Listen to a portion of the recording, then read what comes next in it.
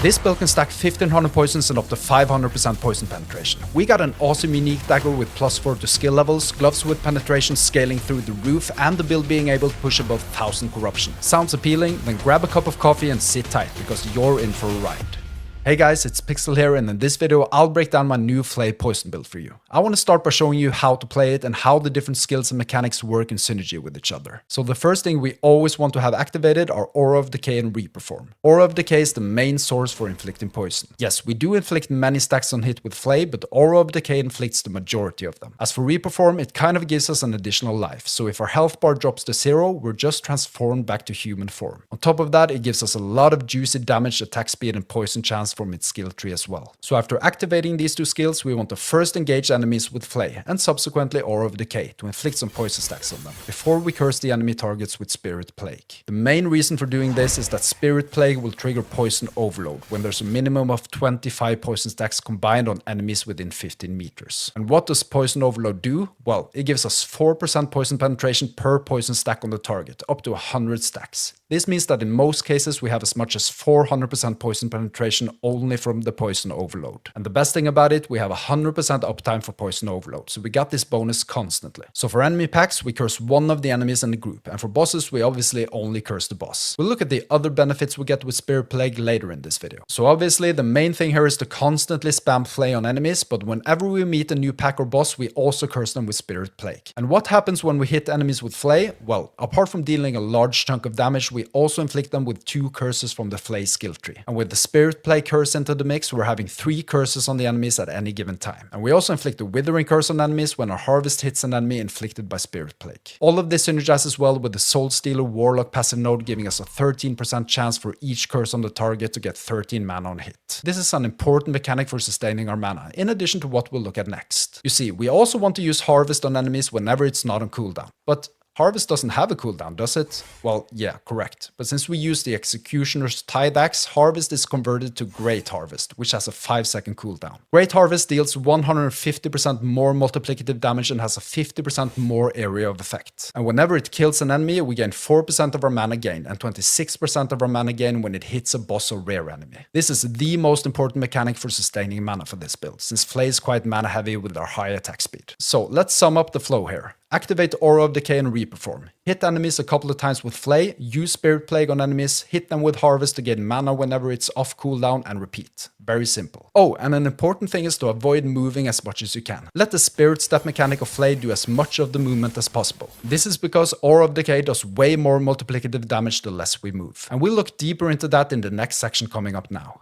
Let's go deeper into the specific skill setups, and even though Flay is the skill we use most as our active skill, the real MVP here is definitely Aura of Decay. So Aura of Decay poisons enemies 4 times a second as a baseline, but our own chance to poison on hit applies to this at 100% effectiveness. And since we got a 500% baseline poison chance while in Reperform, that amounts to 24 poison stacks each second. And we can boost this further by increasing the poison frequency of Aura of Decay through the nodes on the right side here. In total from this tree, we end up at almost doubling the frequency, and we also multiplied the frequency with a node from Flay as well. So all in all, this means that Aura of Decay inflicts a huge amount of poison stacks each second, and then we obviously got all the poison stacks being inflicted by Flay as well, which we'll get to soon. But let's wrap up Aura of Decay first. Remember I mentioned that Aura of Decay deals much more damage if we don't move? This is because we spec into stacks of Fester, which we gain by not moving. Each stack of Fester gives 6% more multiplicative damage, and since we usually have the max stacks of 9 at all times, this means 54% more multiplicative damage. That's an insane boost. Further, we spec into the Fume Weaver node to reduce enemies' poison resistance 1 point per 1 point of our intelligence, which is why you should try to have around at least 50 intelligence. Finally, we spec full points into the node, making Aura of Decay healing us 8% of our missing health per second. This is simply a measure to try to combat that Aura of Decay is also inflicting ourselves with poison, and since we have such a high poison frequency and damage for Aura of Decay, this can actually end up killing us without the appropriate measures. This is why you should deactivate Aura of Decay in between echoes just to be safe. And also be very aware of having enough health sustain if you plan on using this for hardcore. I also highly recommend having the stat on your belt giving you cleanse on potion use. I got this myself, and every time a potion is used, it cleanses all the poison stacks from Aura of Decay. You can manage without, but this gives you a very safe way to be able to cleanse the poison whenever you want. We also spec into some ward per second from the Warlock passive node to give us an extra layer of combating the poison from Aura of Decay.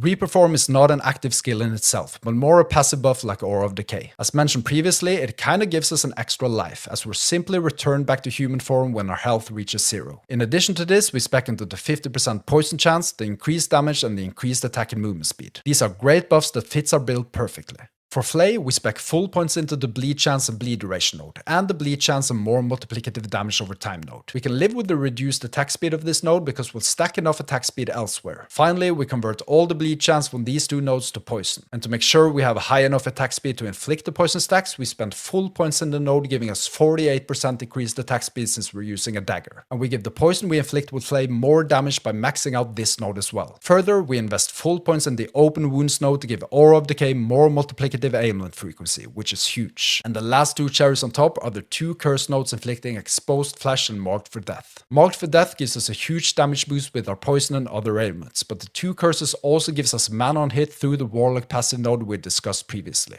Let's look closer at Spirit Plague. Now the most important purpose for this skill is to trigger Poison Overload, as we have to use a skill with the damage over time tag when nearby enemies have a total of 25 poison stacks or more for it to trigger. But Spirit Plague itself also gives us some great benefits. We gain 15% global increased damage over time per enemy we inflict, up to 13 stacks. That's a potential 145% increase, huge. We also inflict fear on the enemies receiving the curse and a 150% chance to inflict bleed when hitting enemies inflicted by the curse. And since we spec into a 30% chance to spread Spirit Plague on hit and a guaranteed chance to spread on crit, we end up with inflicting most of our enemies, even though the initial Spirit Plague curse only afflicts one enemy on the actual skill use. Harvest is mainly a support skill for mana sustain, but boy can it hit hard as well. Some crits hit for over 1 million, even though we haven't spec'd into hit damage or crit at all. The main reason it hits so hard is because the Executioner's Tide Axe converts the skill to Great Harvest with a 5-second cooldown, getting a 150% more multiplicative damage and has a 50% more area of effect. And as mentioned previously, when killing enemies or hitting a boss or rare enemy, we gain a percentage of our mana, which is the most important mana sustain mechanic for this build. And we increase this mana sustain by specking full points into the node, giving 2 mana on kill or boss or rare hit. We also spec into the node, giving us a 32% critical strike multiplier when harvest hits a cursed enemy, which is more or less always. But why do we care about critical strike multiplier for a damage over time build? Well, we use the Salt of Wounds gloves, giving poison and bleed penetration based on a high percentage of our critical strike multiplier. So stacking crit multi actually gives us a lot of damage output for poison and bleed.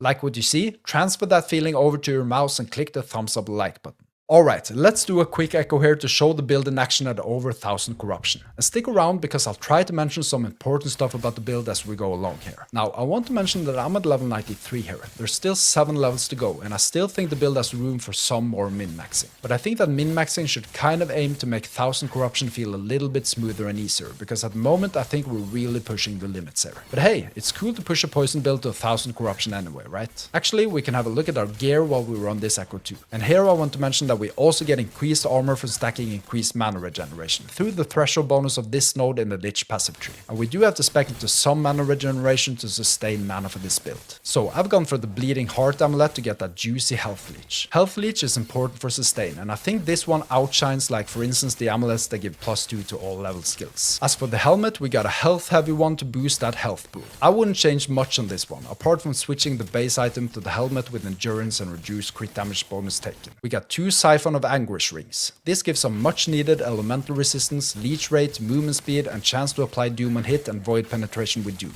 So Doom is another ailment and scale through damage over time, which is the damage stat we try to stack most of. We use Salt of Wound for bleed and poison buffs. These let us stack critical strike multiplier to get penetration with both poison and bleed, which is awesome. We use the Army of Skin boots primarily to get the increased melee attack speed, movement speed, and substantially more melee damage with Flay. The Viper Tail belt is unlocked at level 6 and follows us all the way up to 1000 corruption. The poison chance on hit and increased melee attack speed is just so nice, and with 2 LP we're looking at a very good belt. I've gone for a cleanse on potion use affix to be able to clean the poison inflicted from Aura of Decay whenever needed, and I recommend you do too. I've gone for the null portent body armor as it fits quite well with this build. We want a health leech, leech rate, increased health and physical resistance, but the most important stat is the one giving us less damage taken per 2% resistance above the cap. So if we have 40% physical resistance above the cap, we take 20% less physical damage, and the same goes for the other resistances. That's an incentive for you to overcap the resistances more than I've managed yet. that. We've talked about the Executioner's Tide Axe before. The main reason we go for this weapon is that it gives us a lot of mana on kill and on rare boss hit with Harvest. If you manage to sustain mana in other ways, I have plenty of good alternative weapons you can use instead. Let me know in the comments and I'll give them to you. And the final cherry on top is our Primordial Dagger Velocin's Jaw. It gives us +4 levels to Flay and Harvest since these are dexterity skills. And this actually enables us to not have the +4 levels to Flay stat on our body armor, meaning that we can stack a lot of health on it. Apart from that, it got a very nice implicit chance to poison on hit stats, some movement speed stats, and a 30% penetration against all resistances. And this is a huge one, because this applies for all the ailments we inflict: poison, doom, bleed, and even frostbite to some extent. For the skills and passive progressions of this build, follow the detailed progression sliders in the build planner in the video description. At level 5, specialize in Harvest and go all out on bleed and poison nodes. At level 6, try to get the Viper Tail belt for poison chance and melee attack speed. At level 8, specialize in Transplant and go all out on the Frenzy and Haste node, and then the juicy Mana on Use node. At level 13, try to get the Taste of Blood Axe to get more bleed chance and double bleed speed on hit. At level 20, specialize in Aura of Decay, and at level 35, specialize in Flay. And finally, when you have enough mana sustain without using Transplant, replace Transplant with Reperform. Now keep in mind that I'll be posting many more build guide videos for Last Epoch, so click the subscribe button to not miss out on those. And if you like this one, you should definitely check out my other Last Epoch build guide videos showing on the screen.